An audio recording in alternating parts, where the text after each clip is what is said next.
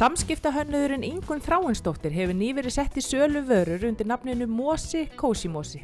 Þetta mjög svolítið skizofreníu lína. Þetta alls konar pappírsvörur, alls konar kort og plaggöt og já, í rauninni bara svona myndir og svo líka alls konar dúkar og viskastykki og púðar og eiginlega bara ýmislegt sem við bara dettur í hug.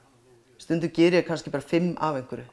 Þetta ekki fjöldaframleitt, sko. Þetta náttúrulega allt eitthvað handmade, sko, allt eitthvað svona handunnið. Þannig ég geri kannski 10 af einhverju og geri bara 10 af því og það ekkert meira, sko. Já, svo langaði mér alltaf til þess að gera svona eldhúslínu eða eitthvað. Ég rosalega hrifin af svona alls konar svona innanhúshönnun og svona. Ég gæti alveg hugsað mér að vinna eitthvað svona innanhúshönnuður, sko, eða svona innanhúsarkitekt. Þannig ég reyni yfir þetta, svona fæ ég vel hugmyndir eitthvað svona sem gerir heimili svona huggulegra en samt hefur eitthvað notagildi. Sé ekki bara einhver skrautmunur. Þannig að ég veist allavega núna þegar ég komin svona ferskir andar í þetta þá á ég pottþétt eftir að koma með eitthvað meira. Jafnvel í samstarfi með einhvern leirkerahönnuð eða eitthvað svoleiðis. Það væri gaman.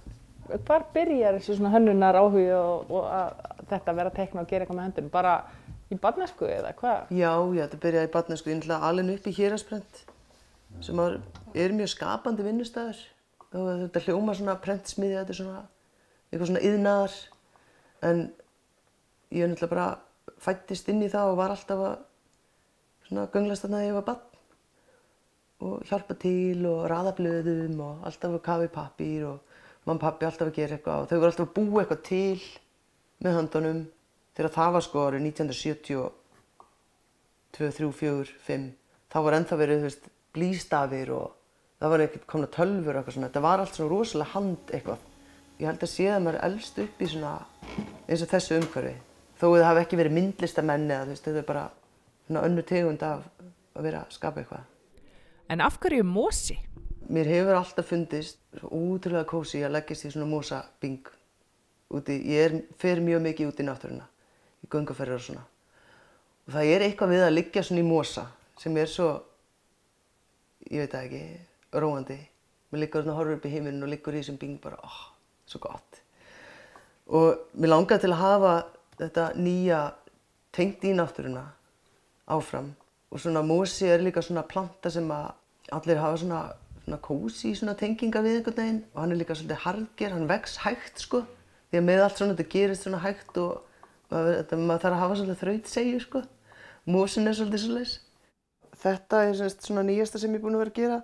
Þetta bara ruslarkir af prentarkum. Þetta austurglugginn hérna. Úr prentsmiðjunni sem ég tek bara úr ruslafötunni, endurvinnslutunnunni. Og sker niður í svona kubba og lími saman og svo bora í svona hólur í. Og það náttúrulega alls staðar að fólk með pennana sín út út eða krakkarnir með tréleitin út allt og svolítið gaman að raða þeim svona í. Það var gaman að ég líka raði hólurnar og færi litina til og svoleiðis. Reyna að vera svona svolítið skipulagður. Ég er búin að reyna líka að nota samfélagsmiðlana í að koma inn á framfæri og vörunum eins og ég nota Instagram rosalega mikið og Facebook náttúrulega. Og gaman að sjá að því ég get skoðað á vefsíðunni hvaðan fólk kemur sem að skoða og kommenta og vill kaupa og svona. Og þetta alveg, Indland og Írland og skrýtnustu lönd, sko. Bretland og Bandaríkin svolítið mikið og Kanada og þannig að gaman að sjá hvað þetta svona allstað frá það, kannski einhver frá Indlandi sem kommentaði I love this stuff en þetta of langt frá til þess að kaupa frá þér. Ég vildi ég væri nær og eitthvað svona. Þannig að ég er ekki búin að fá neina neikvæðar undir þetta. En þú ert nýbúin að stokka upp, ert á fyrsta ári, ertu með 7 ára plan eða hvernig framtíðin? Hvernig situr þetta upp núna? Ég vona að það taki ekki 7 ár. Það samt sagt að með svona small business eða svona lítil fyrirtæki að taki alveg 7 ár til að sjá hvort að þetta muni lífa eða ekki, sko. Þannig að þetta svona pínu þröskuldur, sko. Þannig að það hlýtur náttúrulega að vera bara upp á við. Það getur ekkert annað verið. Ég bara trúi ekki að Guð sé ekki að horfa niður á mig núna. Þannig að taka þátt í þessu.